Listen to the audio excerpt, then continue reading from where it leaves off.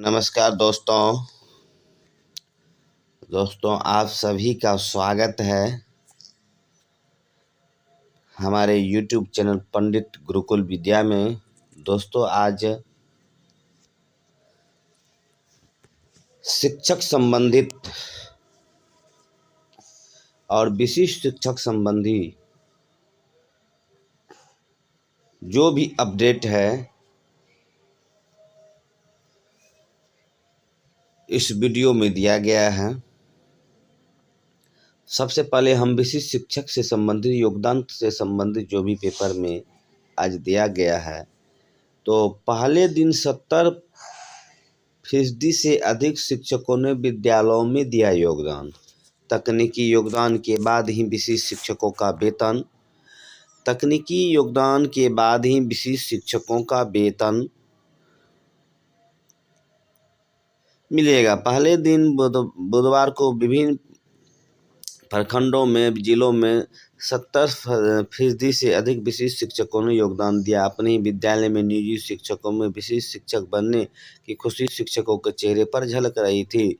हालांकि तकनीकी योगदान को लेकर शिक्षक संशय में की स्थिति में रही और विद्यालय पदस्थापन योगदान पत्र का मूल प्रति जमा करना होगा और इस पर हेडमास्टर का हस्ताक्षर मोहर अनिवार्य है। सभी शैक्षणिक प्रशैक्षणिक प्रमाण पत्र देने होंगे। जब तक शिक्षकों की तकनीकी योगदान नहीं होगा तब तक HRMS ऑन बोर्डिंग और प्राण जनरेशन का कार्रवाई नहीं की जा सकेगी। जांच के बाद BO फोल्डर का करेंगे तैयार और DO ने इसके लिए 5 अलग अलग टीम बनाई है जिनके कागजात को ऑनलाइन अपलोड करना है और सभी प्रखंडों के BO को निर्देश दिया है कि जांच के बाद शिक्षकों के सर्टिफिकेट का फोल्डर तैयार कर देंगे और इसी के आधार पर शिक्षकों का तकनीकी योगदान होगा। सेवा अवधि का सत्यापन करेंगे DO और TRE 3 में शामिल मुजफ्फरपुर अन्य जिलों के अतिथि शिक्षकों की सूची आयोग ने सत्यापन के लिए भेजा है।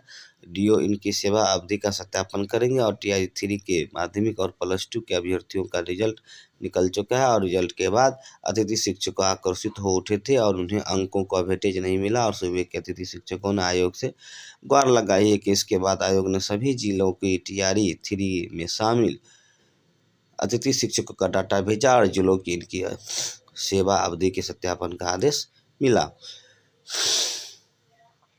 शिक्षकों का जल्द तबादला विभागों के लिए चुनौती बनी है और शिक्षा विभाग इसको लेकर कर रहा है मंथन। 1.90 लाख शिक्षकों ने किया आवेदन। राज्य के करीब 1,90,000 शिक्षकों का जल्द तबादला करना शिक्षा विभाग के लिए चुनौती बनी है और विभाग के पदाधिकारियों शिक्षकों के तबादले को लेकर निरंतर मंथन कर रहे हैं। इतनी बड़ी संख्या में आए आवेदनों की स्क्रूटनी में भी समय लग रहा है। मालूम हो कि पूर्व में विभाग ने लक्ष्य रखा था कि जनवरी के पहले सप्ताह में शिक्षकों का तबादला कर दिया जाएगा। 15 दिसंबर तक ऑनलाइन हुआ था आवेदन। शिक्षा विभाग के इस शिक्षा कोष पोर्टल पर 1 से 15 दिसंबर तक विशेष समस्या के कारण तबादला चाहने वाले शिक्षकों ने ऑनलाइन आवेदन किया था और विभाग को उम्मीद काफ़ी ज़्यादा आवेदन आए। पदाधिकारी बताते हैं कि किस जिले के कितने आवेदन आए हैं और कहां से कितनी संख्या में शिक्षक दूसरी जगह जाना चाहते हैं। विभाग यह भी देखेगा, इसी के आधार पर यह तय हो पाएगा कि कितने शिक्षकों का पहला विकल्प वाली जगह मिलेगा। इस संबंध में बुधवार को विभाग के अपर मुख्य सचिव डॉक्टर एस सिद्धार्थ ने बताया कि शिक्षक के तबादले को लेकर के आवश्यक कार्रवाई चल रही है, कार्य प्रगति पर है और इस संबंध में बाद में जानकारी दी जाएगी और बड़ी संख्या में ऑनलाइन आवेदन प्राप्त हुए हैं। 1,90,000 में 1.62 लाख शिक्षक ऐसे हैं जिन्हें लंबी दूरी पर पदस्थापन का कारण बताकर आवेदन किए हुए हैं। तो अब आवेदन ट्रांसफर पर उम्मीद लग रहा है कि ग्रहण लग गया है। शिक्षा विभाग ने नए साल पर दिया है टास्क। शिक्षा विभाग ने अपर मुख्य सचिव डॉक्टर एस सिद्धार्थ ने वर्ष की शुभकामनाएं के साथ राज्य के सभी शिक्षकों को अपील की है कि उन्हें विद्यार्थी और अभिभावकों के नाम भी विशेष संदेश में अहम अनुरोध किया कि नए साल में शुरू होने वाले एस सिद्धार्थ एक वीडियो में संदेश जारी कर शिक्षकों और अभिभावकों को नववर्ष की बधाई दी। उसी तरह DLED विशेष परीक्षा के लिए आवेदन 4 तक आप जो है राज्य के शिक्षा शोध एवं प्रशिक्षण संस्थान NIS दूरस्थ शिक्षा वाला जो है प्रशिक्षण सत्र जिसे 13 15, 16, 18 और 17, 18 की परीक्षा में होंगे शामिल। परीक्षा में अनुपस्थित, अनुत्तीर्ण और निष्कासित परीक्षा के लिए परीक्षार्थियों के लिए होगी विशेष परीक्षा। स्कूलों में बच्चों के नामांकन में 37 लाख की गिरावट। केंद्र की देश भर में केंद्र सरकार की है रिपोर्ट, देश भर में स्कूलों शिक्षा के नामांकन में 37 लाख से अधिक बच्चों की गिरावट आई है। यह गिरावट SC, ST, OBC और लड़कियों के वर्ग में सबसे अधिक है। शिक्षा की विभिन्न श्रेणियों में गिरावट दर्ज। राज्यों में स्कूल और शिक्षक और छात्रों की उपलब्धता अलग अलग।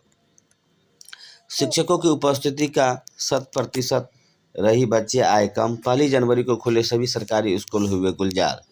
साल के पहले दिन आए साल के पहले दिन यानी 1 जनवरी को जिले के सभी सरकारी स्कूल खुले और नए शैक्षणिक कैलेंडर के अनुसार 1 जनवरी के सभी प्राइमरी, मिडिल और हाई स्कूल सभी इंटर कॉलेज में बुधवार को पढ़ाई शुरू हुई। इस दौरान शिक्षकों की उपस्थिति करीब 100% रही, लेकिन बच्चों की उपस्थिति में काफ़ी कम देखने को मिली। सब 50 से 60% ही बच्चे स्कूल में पहुँचे। कहीं तो बच्चों की उपस्थिति नगण्य रही।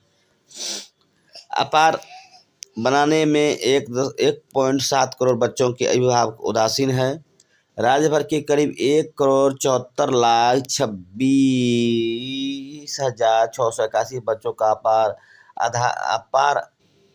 कार्ड बनना है। 30 दिसंबर 2024 तक 66,89,812 बच्चों की ही अपार कार्ड राज्य में बनाया गया है। शिक्षा मंत्रालय ने राज्य भर में 9 और 10 दिसंबर को मेगा अपार दिवस मनाने के निर्देश भी दिया था। इसके बाद भी राज्य में 1,07,36,312 बच्चों का अपार कार्ड बनना शेष है। वहीं 9,557 अभिभावक ने सहमति पत्र भरकर जमा किया है।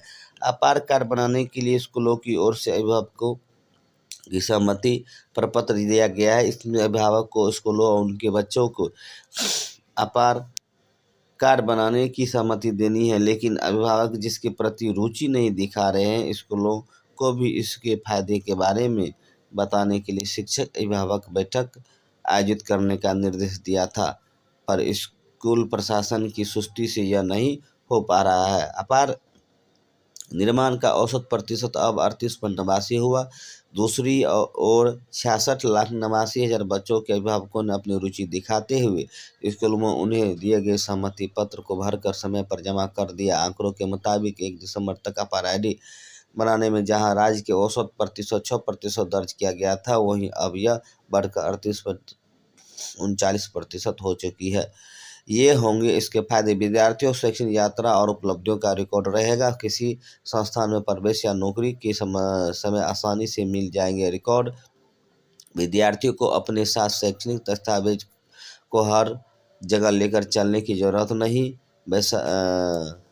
उसके बाद है क्या है अपार ID। अपार ID स्वचालित अस्थायी शैक्षणिक खाता पंजीकरण, automatic permanent academic account registry है। 12 अंकों की पहचान प्रणाली है। यह सरकार की ओर से शुरू की गई one nation one student ID कार्यक्रम का हिस्सा है। जैसे हर नागरिक का आधार कार्ड और यूनिक आधार नंबर है, उसी तरह हर विद्यार्थी का अपार ID होगा और इसके यूनिक अंक को डालते ही विद्यार्थियों को शैक्षणिक ब्यौरा सामने आ जाएगा। इसमें विद्यार्थियों की शैक्षणिक यात्रा की पूरी जानकारी रहेगी। वैशाली में 3,80,470, समस्तीपुर में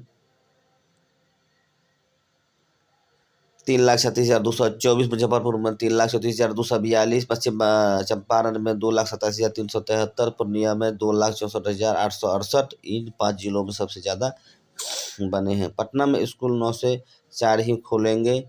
उसके बाद सरकार ने विभागों को स्वीकृति और रिक्त पदों की जानकारी मांगी है और नियमित संविदा महिला पुरुष कर्मियों की देनी होगी जानकारी। रिक्त पदों की सूचना ऑनलाइन अपडेट करने का है निर्देश। 1 सप्ताह में रिक्त पदों की रिक्त स्थिति से अवगत कराने का है निर्देश।